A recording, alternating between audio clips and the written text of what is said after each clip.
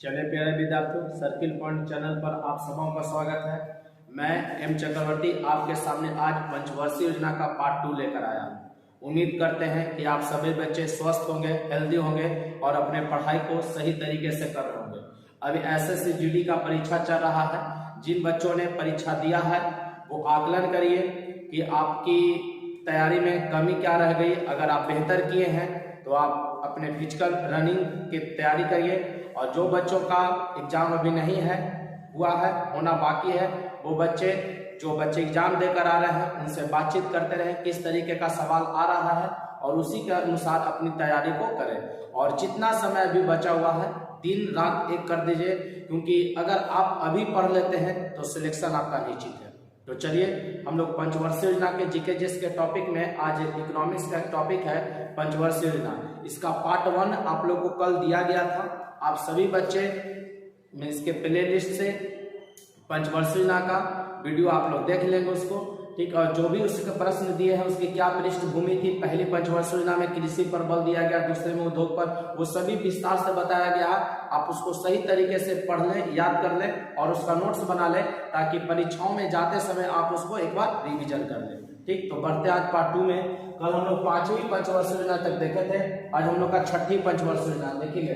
6ठी पंचवर्षीय योजना, इसका समय था 1980 से 1985। ध्यान रखिएगा, 6ठी पंचवर्षीय योजना का समय क्या था? 1980 से 1985। 1980 से 1985। एक चीज और याद रखिएगा आप लोग, 5वीं पंचवर्षीय योजना एक साल पहले 1978 में समाप्त कर गया। 79 में उसको समाप्त होना था, लेकिन 78 में ही उसको समाप्त कर दिया गया। और 1978 से 1980 तक, मतलब 1978 से 1980 तक हमारे यहाँ अनवरत योजना चला, ठीक है।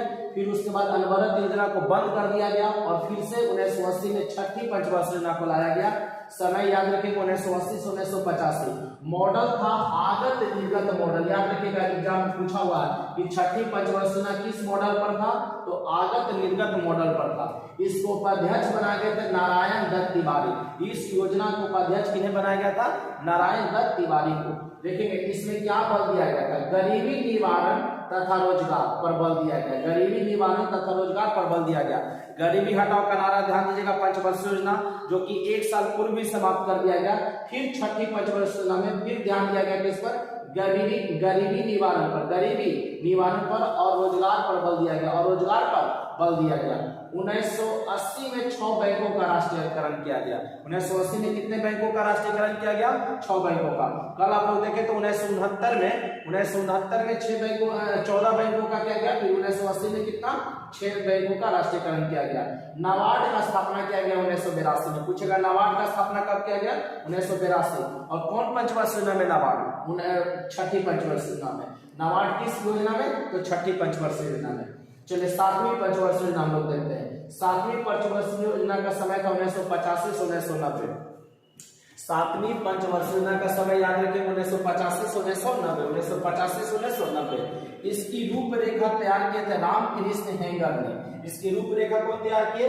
रामकृष्ण हेंगर ने। पूछेगा 7वीं पंचवर्षीय योजना का रूपरेखा कौन तैयार किया? रामकृष्ण हेंगर।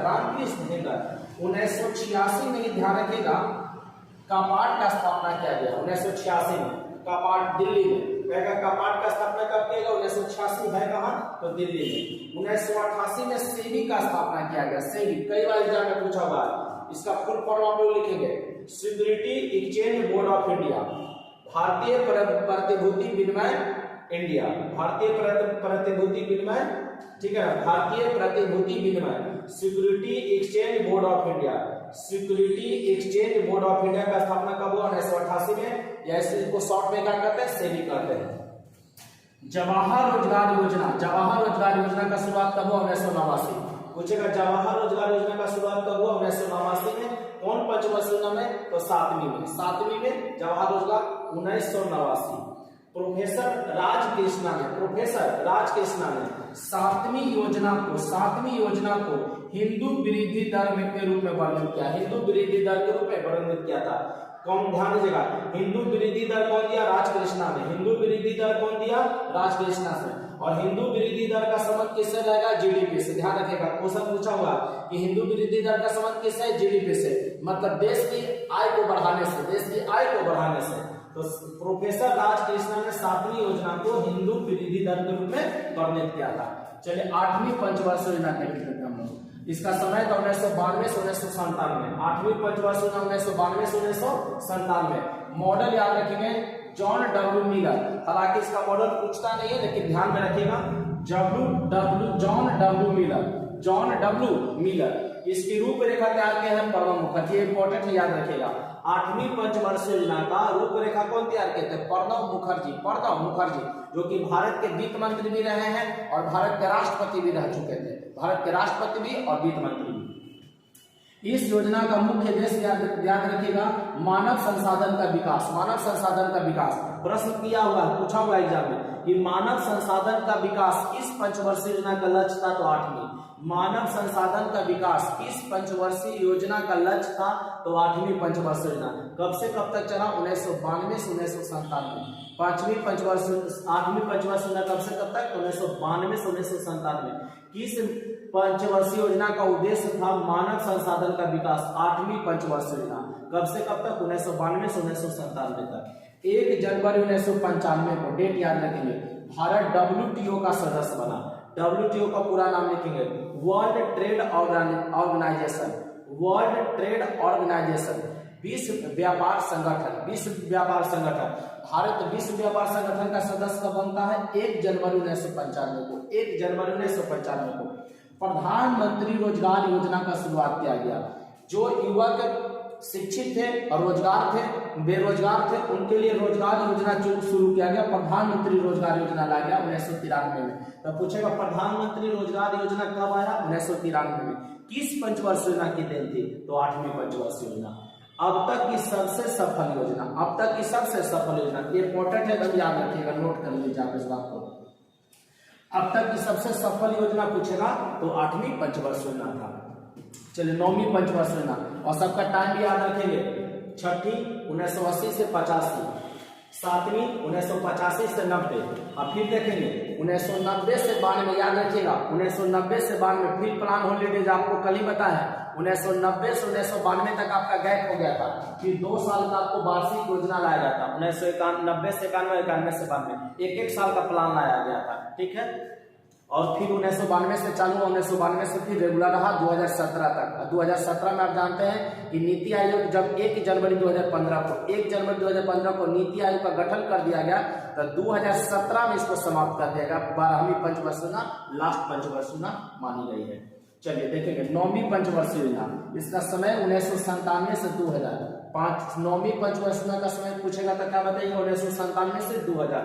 न्यायपूर्ण वितरण एवं समानता के साथ विकास था, ध्यान दीजिएगा, न्यायपूर्ण वितरण एवं समानता के साथ विकास, याद रखेंगे।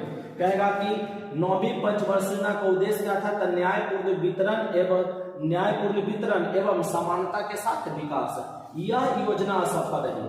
जिस तरीके से आपको 3री पंचवर्षीय योजना सफल रही थी, उसी तरीके से 1997 से 2002 तक 9वीं पंचवर्षीय योजना चला, ये भी असफल। इसका कारण देखेंगे, असफल का कारण क्या था? गुजरात में भयंकर भूकंप आया, कारगिल युद्ध हुआ, पाकिस्तान के साथ, उड़ीसा में भयंकर चक्रवात आया और पूरे देश में मंदी व्याप्त कर दिया, मंदी व्याप्त कर दिया।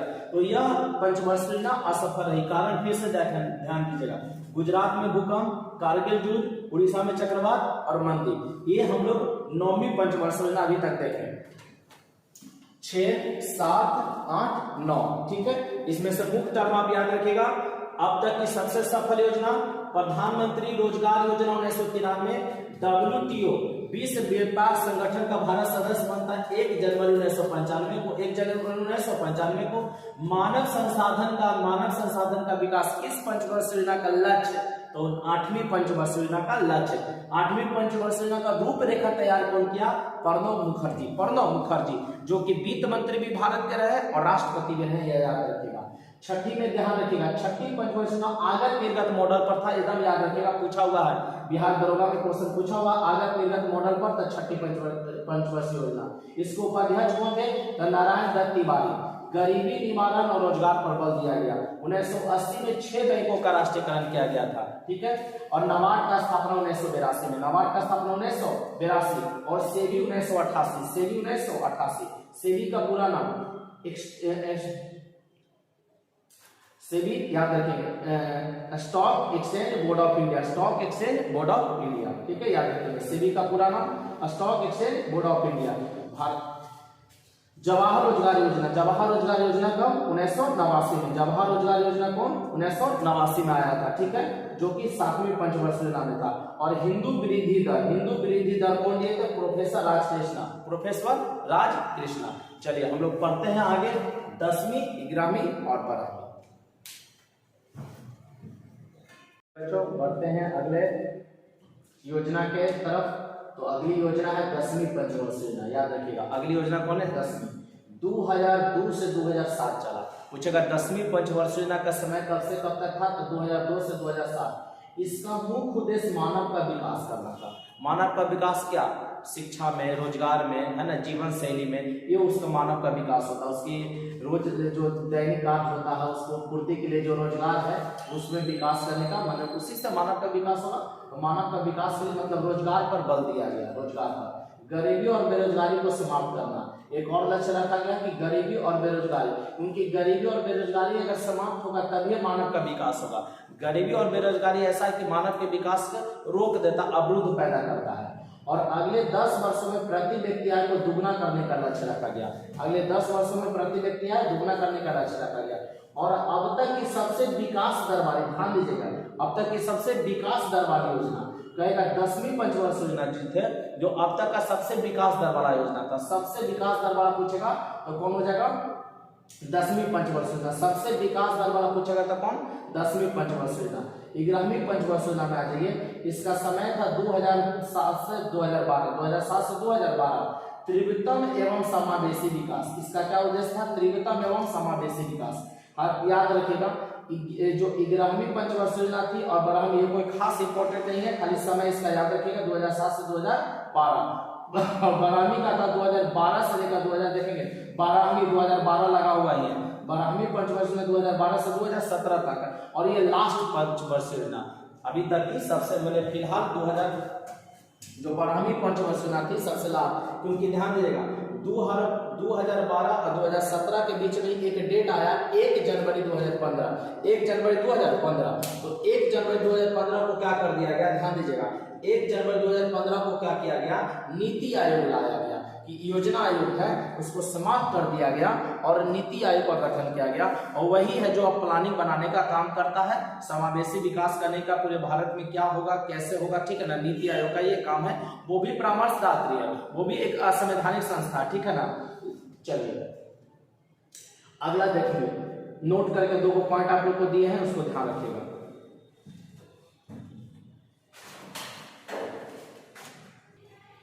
चलिए 2 बात याद रखिएगा आप लोग। 8वीं पंचवर्षीय योजना थी जो सबसे सफल योजना, एकदम नोट करके एकदम लिख लीजिएगा, पहले अभी बताई हुई है। और 10वीं बस 2 का गैप है, 8 और 2 10, 8वीं सबसे सफल योजना। पूछेगा सबसे सफल कौन, तो 8वीं।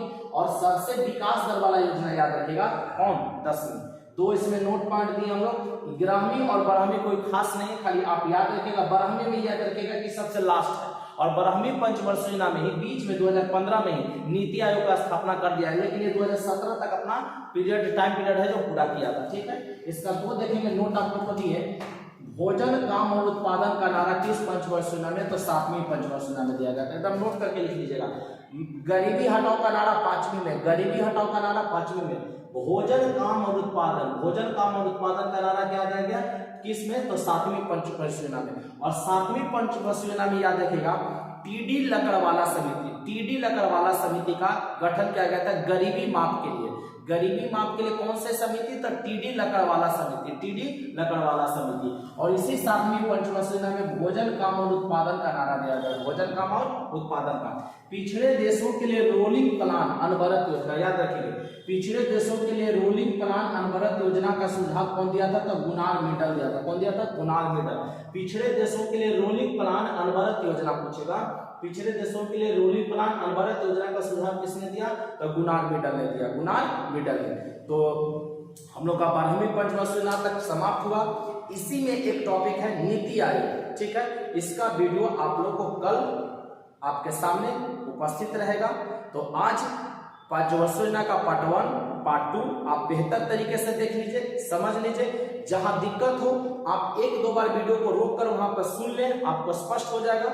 और हम लोग मिलेंगे नीति आयोग के साथ, और तब तक अपनी तैयारी के लिए जी तोड़ मेहनत कीजिए, क्योंकि जिसने सरकारी नौकरी से मुलाकात कर ली उसने बहुत बड़ी बात कर ली। सरकारी नौकरी इसलिए आप चाहते होंगे, या जो लोग चाह रहे हैं या कर रहे हैं, देखते हो एक लाइफ सेटलमेंट हो जाता है। लोग को परेशानी जैसे लगता है कि अब हमको 1 तारीख है वेतन चढ़ जाएगा, ये सबसे खुशहाल जिंदगी लोग मानते हैं। तो सरकारी नौकरी बेहतरीन तैयारी कीजिए, उसके लिए मेहनत कीजिए। मिलते हैं कल के वीडियो में, तब तक के लिए जय हिंद जय भारत।